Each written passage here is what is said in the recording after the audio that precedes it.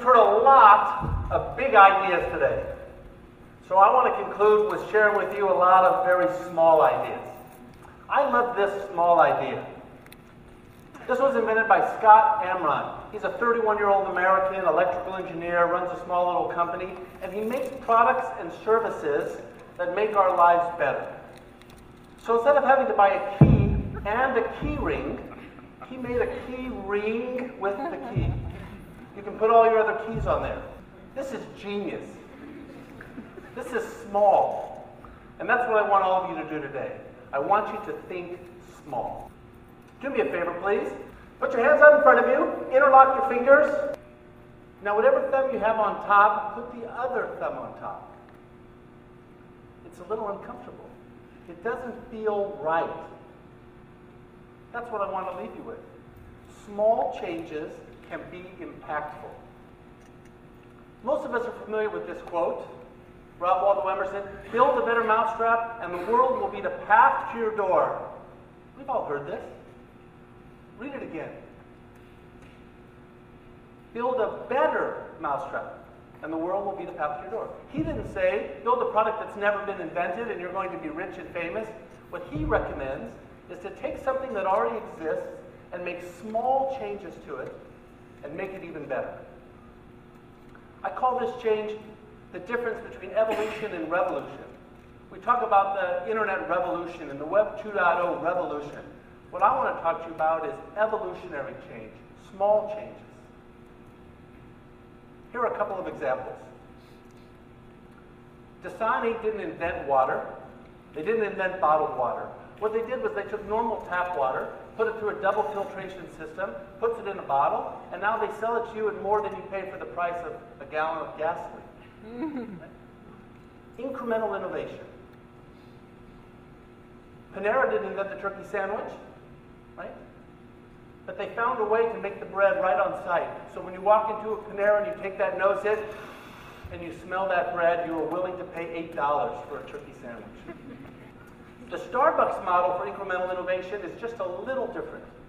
Instead of just trying to decide for themselves what would work best, they asked their customers. They said, this is a coffee stir.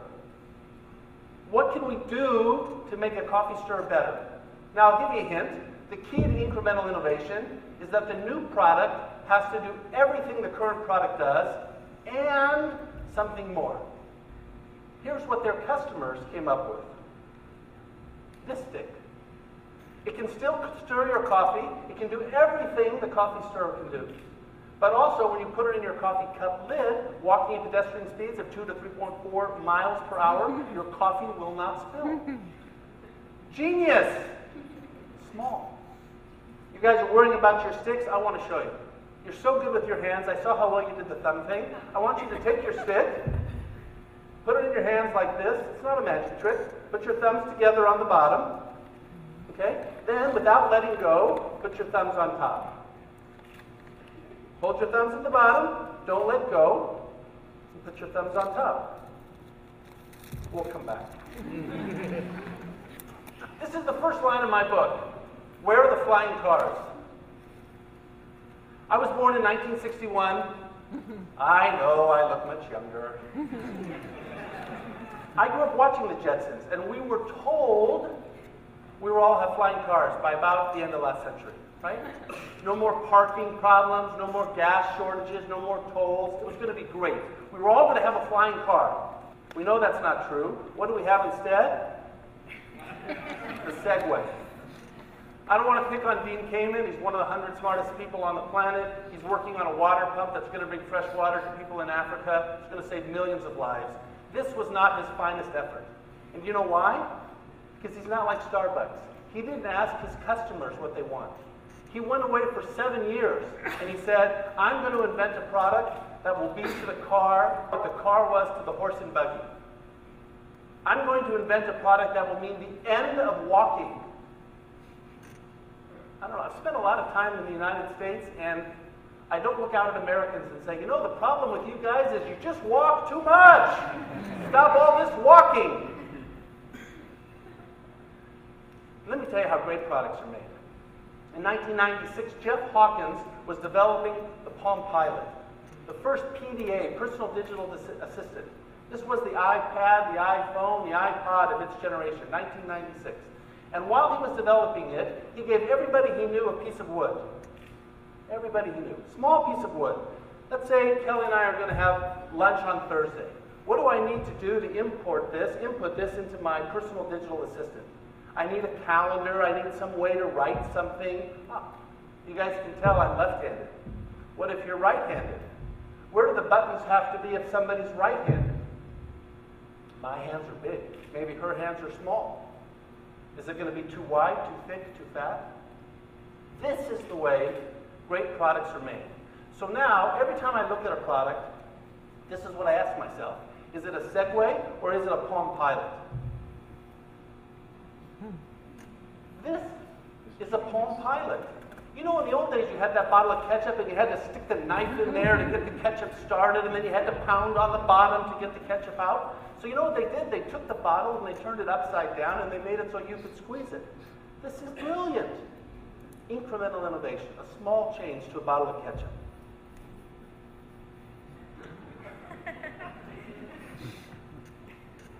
This is a Segway, guys. I don't know how many of you have brought your kids to, say, McDonald's and had them say, I am not going to eat French fries unless I can get purple ketchup. I want to show you a video. Microsoft put out a product called the Microsoft Surface. I just want you to watch this video, and while you're watching it, ask yourself, is this a Segway or is this a Palm Pilot? Microsoft Surface represents a new bridge into the digital world. One that lets you shuffle the day's photos like an editor.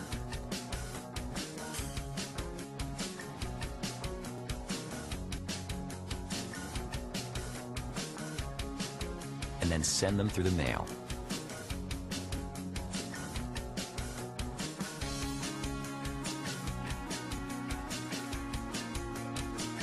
Surface is a new concierge in the lobby. One who knows all about planning day trips.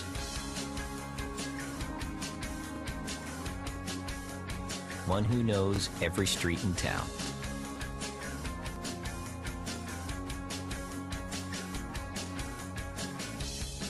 During the social hour, drinks will arrive at the table and put on a little show.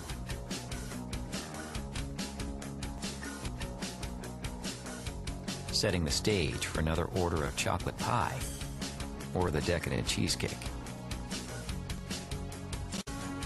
When it comes to music, moving through countless playlists and discovering new bands is a hands-on experience. Now everyone is a DJ, and entertainment is king.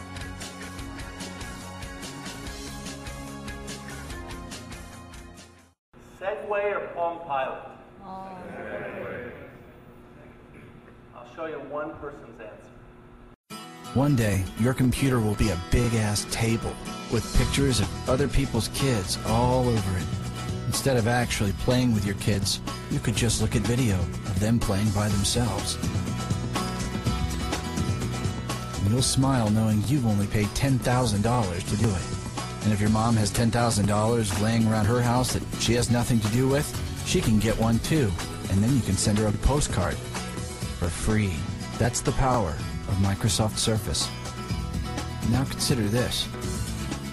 Instead of using one of today's more popular compact devices to get directions to where you're going, why not use a device the size of a small car to do the same job?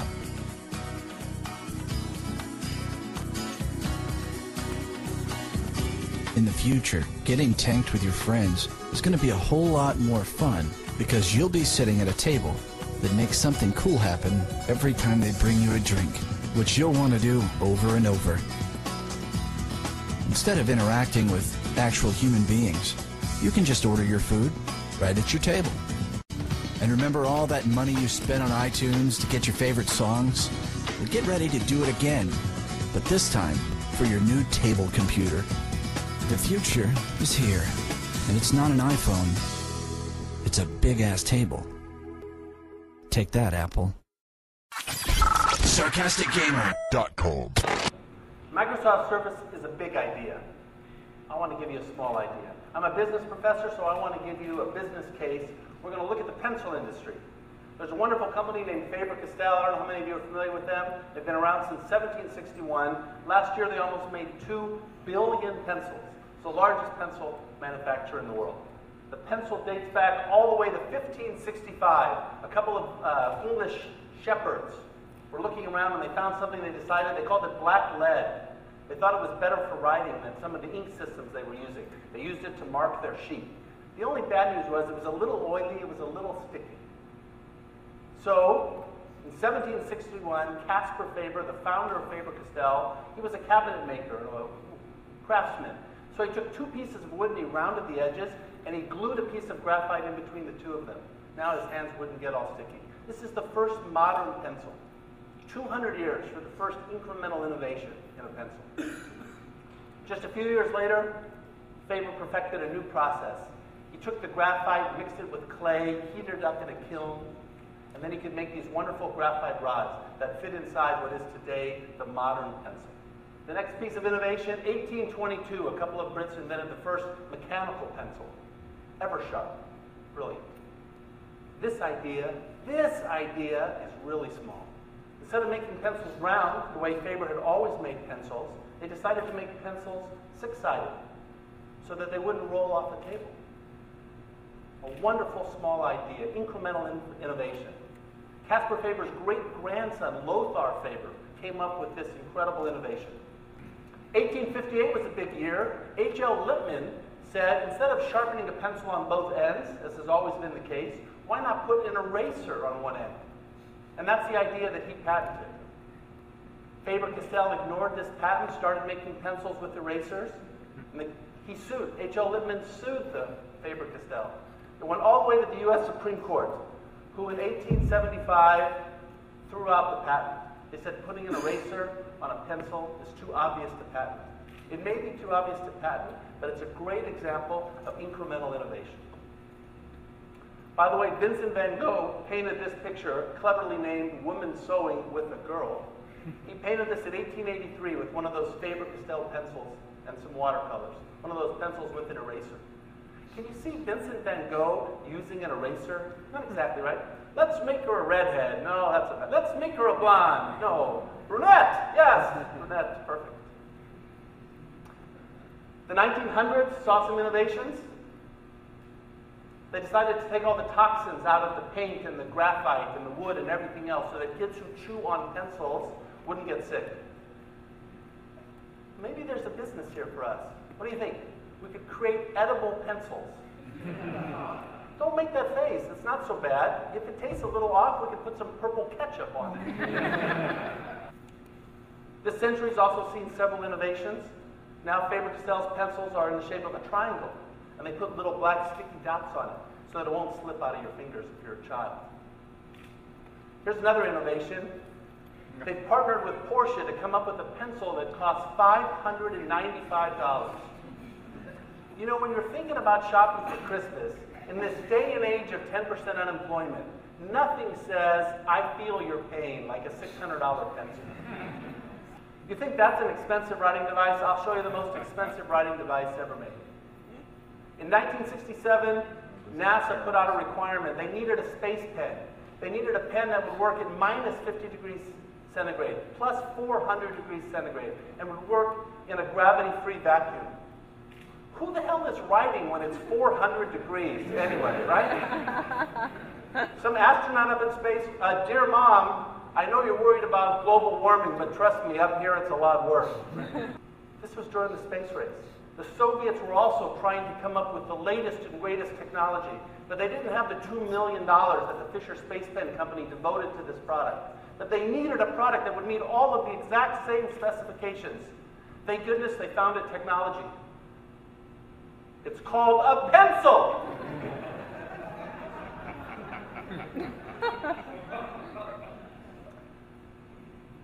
TED celebrates big ideas, and the one point I want to leave you with is a lot of small ideas are often more valuable than one big one.